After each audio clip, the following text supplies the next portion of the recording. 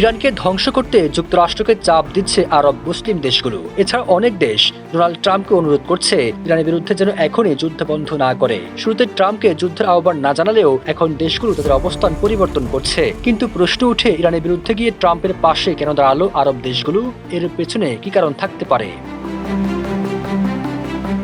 তিনটি উপসাগরীয় দেশের বিশ্বস্ত সূত্র রয়টার্সকে জানিয়েছে, এসব দেশের এখন চাওয়া হলো ইরানের যেন উপসাগরীয় অঞ্চলের তেল সরবরাহের মূল পথ এবং সেই তেলের উপর নির্ভরশীল অর্থনীতি হুমকি হয়ে থাকার আর সক্ষমতা না থাকে। 5 জন পশ্চিমা ও আরব কূটনীতিক রয়টার্সকে বলেছেন, উপসাগরীয় দেশগুলো যেন ইরানের বিরুদ্ধে যুদ্ধে যোগ দেয়, এজন্য যুক্তরাষ্ট্র চাপ দিচ্ছে। তবে কোন 5 দেশ সেই বিষয়টি প্রতিবেদন উল্লেখ করা হয়নি। এদিকে আন্তর্জাতিক গণমাধ্যমগুলোতে ইরানের বিরুদ্ধে সৌদি আরবের অবস্থান নিয়ে প্রতিবেদন প্রকাশ করেছে।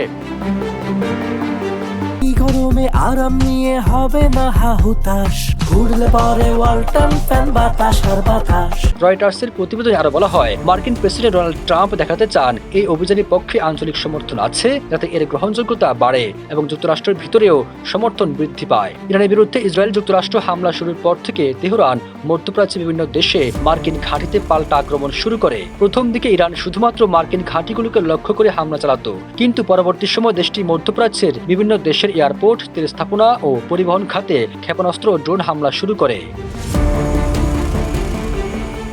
রয়টার্স আরও জানায়, উপসাগরীয় 6টি দেশে এসব হামলা চালাচ্ছে ইরান। এসব হামলা উপসাগরীয় দেশগুলোর উদ্বেগ আরও বাড়িয়েছে। তাদের আশঙ্কা, ইরানের হাতে যদি শক্তিশালী অস্ত্র তৈরির সক্ষমতা থেকে যায়, তাহলে উত্তেজনা বাড়লেই তেহরান এই অঞ্চলে জ্বালানি সরবরাহের গুরুত্বপূর্ণ পথকে জিম্মি করে ফেলতে পারে। তাই আরব দেশগুলোর এখন একমাত্র চাওয়া ইরানের সামরিক সক্ষমতা একেবারে ধ্বংস করে দেওয়া।